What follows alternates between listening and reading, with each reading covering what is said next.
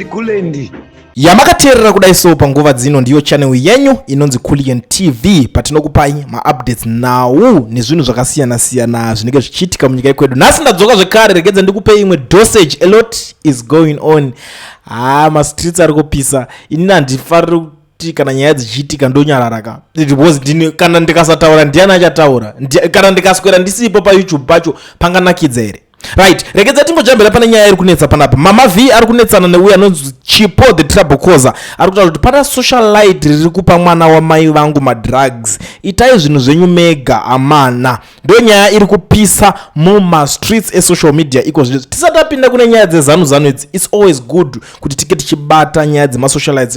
I think it's been a while tisingataure nyaya dzevanhu nje. Tichingoti let's focus pane politics. But pane dzimwe nguva dzekuti tinofanira kugara pasi toonesana kuti hatina nyaya tichasiya, takuda kutotaura chero makati politics tojambira, chero makati chakati tojambira. Ndo nguva yatiriko zvinezvi. December uno nyika hatingati gore rapera risati rapera totomboritangidza, because this time hakudyiwe rinopisa. Chipo the trouble causer wacho ari kupindura achiti good morning my family, nhamo zvayo asi handife ndakatengesa zvinodhaka muupenyu hwangu.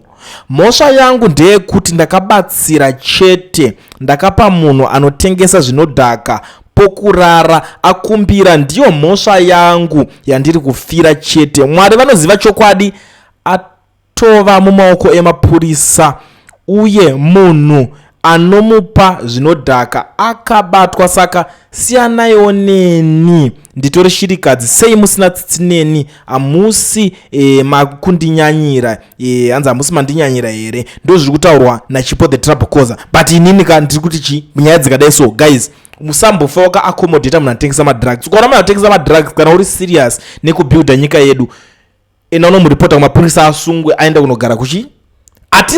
Hatina majokes, handifo ndakasekerera inini ari mwana. Imagine ari mwana wako iwo, bozo ndori kuti ndapa munhu pekugara, ari mwana wako ari kutengeserwa madrugs. How do you feel? Unonyatsoziva status yemunhu anenge achirwa madrugs, achirwa zvinodhaka shosho mimi? No, we don't like that. Something must be done. That guy must rot in jail. He said that mukadzi, murume, whatever. We don't tolerate such nonsense. Zekuti ungoti ndakangompa munhu pekugara, that akarohwa munhu iye akangotaura kuti newo ndonomupa capital, muri kufanira kuenda mese. We don't tolerate that. Zvekuti munhu shirikadzi kunotora nedzimwe nherera dzemuri kutengesera madrugs, but dzitori nherera. Saka what's so special about kuti muzowanda muchiti muri shirikadzi? We don't tolerate that. Handisi kutora side rekuti chii, but inini I don't tolerate kuti unonyatsoona munhu achitengesa madrugs womirira kuti atanga abvondora kuti azosungwa, ndekuti iwo uzotaura kuti zvoni aini mhosva yangu ndekupa munhu pekugara chete. Hai mukwane mimi, tiri zvekujairirwa zvisina nebasa rese. Handisi hangu kuramba nchitaura nyaya iyoyo, but ndimi nyaya yevanhu mimi. Mapedza kutengesa madrugs acho mukunohwanda kuZANU PF futu. ZANU ngaizoti vanhu vaya kutengesa madrugs man. We are sick and tired of that nonsense. Hatichadi kuzvinzwa izvozvo. Munhu usatengesa madrugs kuti kwanire. Then there is this other issue that I want to share with you people. There is a strong evidence that ZAAC entered a contract with Rainform CC to supply election materials for 2023 elections. Wikina Chivayo was even photographed with Moses Mpofu at the Rainform printing facility. The financial intelligence report from South Africa also showed that Rainform sent millions of dollars to Chivayo's account. Despite all this, ZAAC cleared Chivayo. They said Mike Chimombe and Moses Mpofu failed to prove that he had a contract with ZAAC. We all know Chivayo was the main person behind the $100 million tender. So the big question is, ZAAC saying the South African Financial Intelligence Center report is false or cannot be used as evidence, even though it shows a clear paper trail of suspicious transactions between Rainform CC and Chivayo. I think something must be done there, because we can't tolerate zvinhu zvisina nebasa rese. Munhu kana achingatorwa picture ari koko kumoya motiudza imimi vanhu veZAAC, but no, these are the receipts and maphotos aripo achitorwa namike motaura kuti because muri kuda mari. Chandiri kuda kutaura panapa ndechekuti ZAAC yakambobuda because todakuziva kuti what went wrong, chichachinja.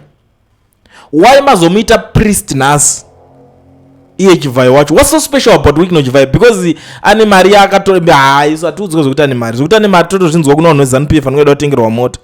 Chivayo akabroka, is a broke guy. Chivayo doesn't have anything. Kana achinge aine mari Chivayo, let him refund that money from Gwanda solar project, because imari yakabiwa zvenyika zvekuzonzi akazonzi chine court, we don't tolerate that, because the courts ekuZimbabwe they are captured, judicial system are captured. Zeta rapia richatotaure, because all of them are twerking every day and night to Weekend Chivayo. Hey baba Chivayo tuone or something. And the funny thing, Chivayo, what I believe and what I know is that this guy is buying gifts kwavari privately, because he knows kuti ndakangoda kutengera vanhu ivava magifts publicly, what will happen next? Vanhu vanotanga kunoripota kuti muri kutongera uri judicial system. I saw a letter yanyorwa naWeekend Chivayo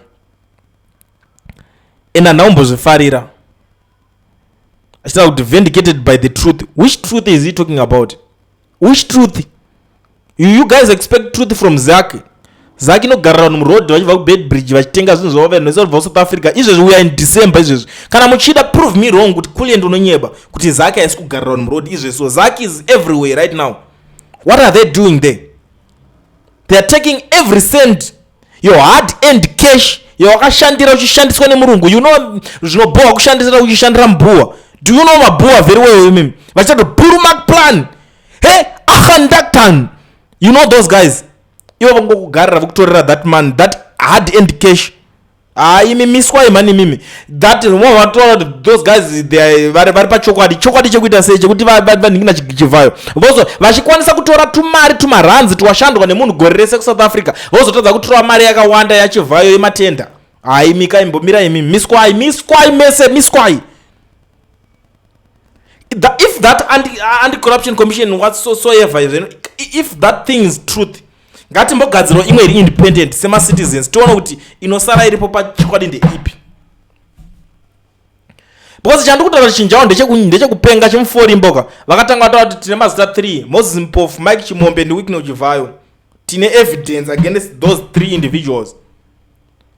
At the end of the day vakubuda vachita kuti haiwa no Chivayo haana kana mhosva zvadii, because he is my son of someone else, because anopinda mustate house, because ari kutengera vanhu mota achivaudza kuti ndiri kukutengerai in the name of Emmerson Mnangagwa, because you guys are supporting Emmerson Mnangagwa, that's why I'm buying these cars for you. Papanzi, that guy is a blesser, because Mnangagwa doesn't give anyone money. Mnangagwa is not a giver. Everyone knows that. Kona Mnangagwa wakupa something, said the pane zvawakashandiswa kana pane zvaada kuzokushandisa pamberi, that's Emmerson Mnangagwa for you. And you guys are telling us kuti ZAAC is telling the truth. Tutogara pana pesi toto anyora ziBhayibheri. Let me try to read this a little bit and ndimverenge zvese, because it's nonsense. I don't read zvakawanda. I don't want you guys to sleep whilst I'm reading. I don't like that. Right. Chivayo ari kuti yesterday I watched the television interview by ZAAC chairperson with a deep sense of relief and validation. For almost 2 grueling years, my name has been scandalized and falsely accused over a non-existent fraud relating to the 2023 ZAAC election materials procurement. These damaging allegations were nothing more than fabricated lies manufactured by spiteful and failed opposition elements who could not accept their decisive defeat by our Revolution Mass Party ZANU-PF in the 2023 harmonized election. Out of desperation, they sought to discredit both the election outcome and in the process smearing my good name over the past 2 years. My personal and family reputation as well as my business integrity suffered immensely, with certain local and international institutions even red flagged me as a potential risk. By today, I'm vindicated from any wrongdoing. At least, at long last, I'm elated and highly relieved at ZAAC is confirmed beyond any doubt that I was never involved in any procurement of election materials for ZAAC. It has also now been settled that I have never had any contractual or business relationship with ZAAC, and that I have never worked with or partnered with Mike Chimombe or Moses Mpo for any business whatsoever. The allegations were therefore baseless, unfounded, and completely unsupported by any evidence, yet they have caused irreparable damage to my reputation as a successful businessman of high integrity and international repute. I'm grateful that the truth has finally been made public, but we are not fools. I'm not going to read all this nonsense that Chivayo is saying. It's not read one. It's not very one. I don't drive anything. I don't have anything to do with cars. In fact, I don't like cars because I spend 24/7 ndikabuda panze. What I do ndinongotsvaga Uber yondiendesa kwandura kuenda point A point B ndodzoka. I don't want to be stressed with cars, so I don't care. I spend most of my time in my studio talking to Zimbabweans. So for me, I'm okay. I don't need any car from Chivayo. So ngataure chokwadi sezvachiri. Let's say things as it is, because we atidi kuita sugar coating. My audios aya aranga voice rake wikino vachitaura ma business transactions pakati pavo between Mike Chimombe, Moses Mpofu, and ndo ma same audios akaita kuti vakomana vasungwe, and tisingatozive kuti papatone imwe tsamba yaitaurwa futi behind the scenes ichitaurwa zvavaitaura izvozvo. Now moda kuti uyamutudza kuti imi imbomiswa imi nazoda zvokuswera nchiudzwa zvinhu zvina nebasa madatsunya terera izvotaura wiki nechivayo vacho right. Imi munzwa kuti hanzi inini zita rangu rakachena handina kumbobva ndakaita any business naMoses Mpofu naMike Chimombe mukuti chikwemi explain. He must explain those audios. Mutaura kuti iwo hanzi AI unofunga kuti zive kuti AI yacho inoshanda. Iwo ndiwo wakutudza zveAI iwo. Unotudza zveAI iwo. Unongashandisa computer uchigadzira AI zera rako iwewe. Nedumbu irori ringagadzira AI irori. Munofunga kuti takadzungaira. Ask us about AI. Tokutaura kuti this is AI and this is not AI. This is just for all right. Let's pretend. Let's say that was AI.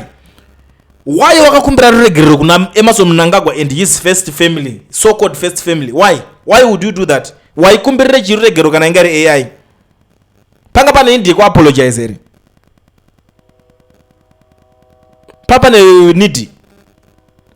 Ndikatonzi my son ndege yakumutswa yakwenda ku Italy ndikanzi bye my son, ma vice president esangatomhoreswa ndikatanga kubhabhaiswa ndege yatomutswa ndikachibata kuti dzvi. Saka makabata kuti dzvi makuda kuramba chicha muda kuramba.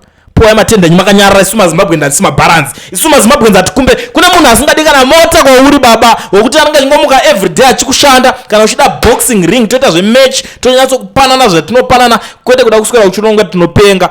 Tanga yamambono deliver zve makaita kugwanda solar project. We are not fools.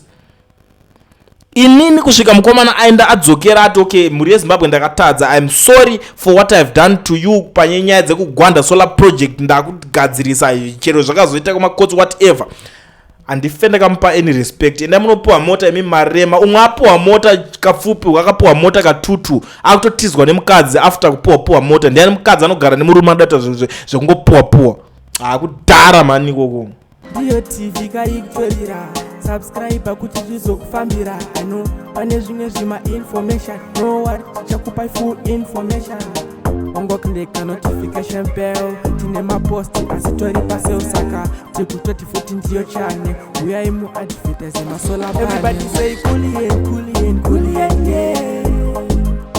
Information is brilliant yeah. Everybody say coolien yeah.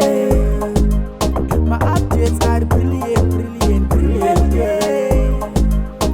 Saka tikuti coolien TV ndo mawani atisingade kuzonzita dona mani asi TV weona kujapani pari kushandwa basa kwete zvemafani. Saka chiri kushota engagement yoita setikurota but aizvonyo mangoti supporta ngobaya pera hapana kachichashota.